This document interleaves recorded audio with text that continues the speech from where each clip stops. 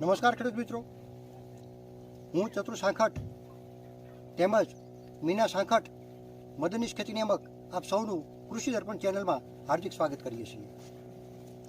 ખેડૂત મિત્રો, કૃષિ દર્પણ ચેનલ થકી આપણે જ્યાં પણ ખેડૂતો નવી વૈજ્ઞાનિક અભિગમ સાથેની, નવી ટેકનોલોજી સાથેની કે નવી ટેકનિક સાથેની જે કાંઈ આધુનિક ખેતી કરે છે અને એ ખેતીમાંથી પ્રેરણાદાયી બીજાને ટૂંકમાં ઉપયોગી થાય એવી ટૂંકમાં ખેતી કરતા હોય તો આપણે એવી માહિતી તમારા સુધી પહોંચાડવાનો સતત આપણે પ્રયત્ન કરીએ છીએ. આજે એવા જ એક પ્રગતિશીલ ખેડૂત કે જેઓ સોલંકી વિનુભાઈ રસિકભાઈ ખૂબ આધુનિક ખેતી બાગાયત ક્ષેત્રે અને એમાંય ખાસ શાકભાજીના ક્ષેત્રે કરી રહ્યા છે. બાગાયતની અંદર શાકભાજીની અંદર ખાસ રીંગણીની આધુનિક ખેતી કરીને ખૂબ સારું એવું વળતર મેળવી રહ્યા છે. અને આ ખેડૂત છે એ આજે એક નર્સરી પણ ચલાવે છે અને નર્સરીની અંદર જે ગ્રાફ્ટિંગ એટલે કે કલમ કરીને રીંગણીનો રોપ તૈયાર કરી અને ખેડૂતોને સારામાં સારો રોપ પહોંચાડવાનું કામ કરી રહ્યા છે અને ખેડૂતોને રીંગણાની અંદર સારામાં સારી ખેતી કરીને વધારે આવક ઓછા ખર્ચે કેમ મેળવી શકાય એવા સતત પ્રયત્ન કરી રહ્યા છે. ખેડૂત મિત્રો, તમે જોઈ રહ્યા છો એમ કે આ નર્સરીની અંદર એક જંગલી રીંગણી પણ છે અને સાથે સાથે એ આપણી જે ટૂંકમાં મોરપીંછ રીંગણા છે કે જે તમારી દેશી તમને જે તમારા પ્રાંતની અંદર રીંગણીનો રોપ ટૂંકમાં રીંગણા જે ખવાતા હોય એનો પણ રોપ તૈયાર કરી અને બંનેની કલમ બનાવી અને કલમ કઈ રીતે બનાવવામાં આવે છે, કલમ બનાવી અને એ રોપ તૈયાર કરે છે. રોપ તૈયાર કરી અને ખેડૂતોને એ યોગ્ય ભાવે, રિઝનેબલ ભાવે ટૂંકમાં એ વિતરણનું પણ કામ કરી રહ્યા છે. તો આજે આપણે સોલંકી વિનુભાઈ રસિકભાઈ આપણી ચેનલની અંદર આજે આપણે એમના ફાર્મ ઉપર આવ્યા છીએ, તો આપણે એમનું સ્વાગત કરીએ છીએ. વિનુભાઈ, સ્વાગત છે તમારું. સીતારામ. હવે વિનુભાઈ, ખાસ અમારા ખેડૂત મિત્રો છે આજે રીંગણીના પાકથી ઘણા બધા રીંગણીની ખેતી કરે છે, થાકી ગયા છે. જમરવા જતો નથી કે વાયરસ જતો નથી, સુકારો જતો નથી, એટલી બધી ચૂસ્યા જીવાતો આવે છે અને રીંગણી છે એ રીંગણી એટલું ધાર્યું ઉત્પાદન આપી શકતી નથી અને રીંગણી ઉતરી જાય છે, પાક ટૂંકા ગાળામાં જામતો નથી. તો આવા સંજોગોની અંદર એક સારામાં સારી તમે ટૂંકમાં અમારા ખેડૂત મિત્રોને માહિતી મેળવતા પહેલાં આપનો પરિચય અમારા ખેડૂત મિત્રોને આપવા વિનંતી છે. મારું નામ સોલંકી વિનુભાઈ રસિકભાઈ છે. મારું ગામ કરમંદિયા, તાલુકો મહુવા, જિલ્લો ભાવનગર. મોબાઈલ નંબર છે 8153909605. હવે ગ્રાફ્ટિંગ વિશે વાત કરીએ તો આ જંગલી રીંગણી છે. આનો મૂળનો વિકાસ તમે જોઈ શકો છો. હાદી રીંગણીની દ્રષ્ટિએ આનો મૂળનો વિકાસ બહુ સારો હોય અને ઉત્પાદન માટે આ બેસ્ટ વેરાયટી છે કે ગ્રાફ્ટિંગ થાય. જો આ રીતનું અને ગ્રાફ્ટિંગ કરવામાં આવે છે. કઈ રીતે ખેડૂત મિત્રો ગ્રાફ્ટિંગ કરવામાં આવે છે એ ટેકનિક બતાવે છે. આ જંગલી રીંગણીનો છોડ છે. જંગલી રીંગણીનો છોડ છે આ રીતનો અને એનો મૂળ વિસ્તાર પર તમે જોઈ શકો છો. તમે જે કેમેરો જરીક મારજો. જો આ રીતનું જોઈ શકો છો. એનો મૂળ વિસ્તાર તમે જુઓ અને આ આપણી જે મોરપીંછ રીંગણા છે, આપણી જે ટૂંકમાં અહીંયા જે તમને વધારે રીંગણા ભાવે છે એના તમે મૂળ વિસ્તાર જુઓ અને આનો મૂળ વિસ્તાર જુઓ. આનું થોડ લેવાનું છે અને આનો છે ઉપરનો ભાગ લેવાનો છે.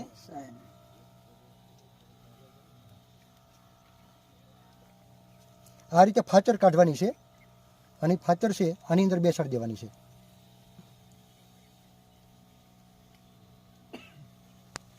આ રીતનો રોપો તૈયાર થાય છે.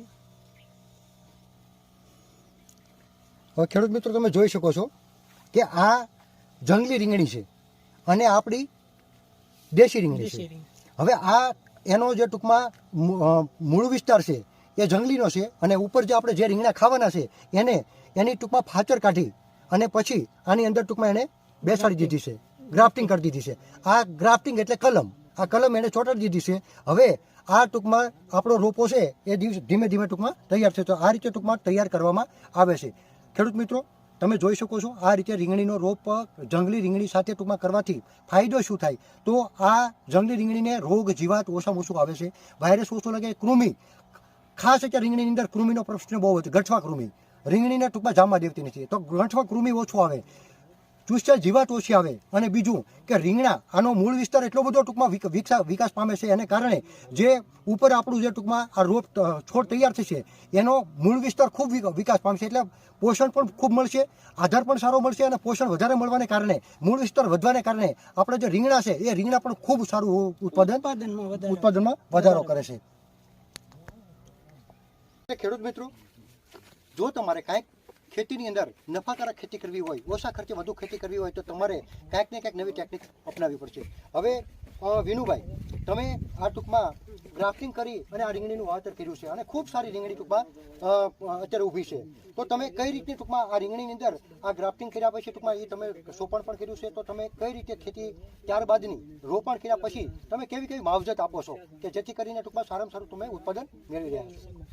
અમે આનું વાવેતર કર્યા પછી આપણે પોટાશ છે, પાયામાં તમે ક્યાં ક્યાં ખાતર નાખ્યા હતા? પાયામાં અમે આપણે ડીએપી નાખેલું છે, દેશી ખાતર નાખેલું છે, મતલબ આ જે કુકડાનું ખાતર આવે, પછી મેગ્નેશિયમ સલ્ફર આપી છે, પછી ગ્રેડની અંદર વાત કરીએ તો 052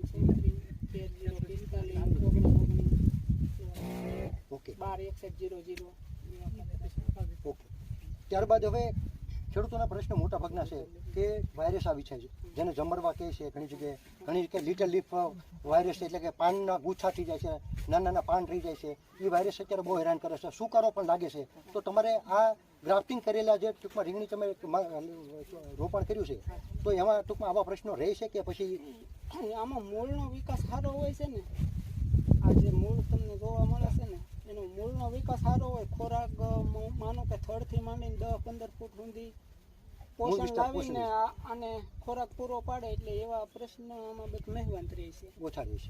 તો ખેડૂત મિત્રો, તમે કાંઈક નવું અપનાવો અને તમે દાખલા તરીકે જેમ વિનુભાઈએ આધુનિક ખેતી તરફ વળી અને ટૂંકમાં પોતે બીકોમ થયેલા છે, ગ્રેજ્યુએટ થયેલા છે, આમ છતાં ખેતીમાં આવી અને ખેતીની અંદર એને કંઈક નવીનતા આજે તમે જોઈ શકો છો. બાગાયતી ખેતી આંબાની પણ ખેતી કરે છે અને શાકભાજીમાં રીંગણીની ખેતી કરે છે અને સાથે સાથે એ ધરુવાળિયું તૈયાર કરવાનું, ગ્રાફ્ટિંગ કરીને રોપ તૈયાર કરવાનું અને એ ખેડૂતોને વેચાણ કરીને એમાં પણ ખૂબ સારી એવી કમાણી કરે છે. તો વિનુભાઈએ જેમ 4 વીઘાની રીંગણીમાંથી જેમ રીંગણાનું વેચાણ કર્યું છે અને ખૂબ સારી આવક મેળવી છે, તો તમે પણ આવી સારી ખેતી કરી શકો છો.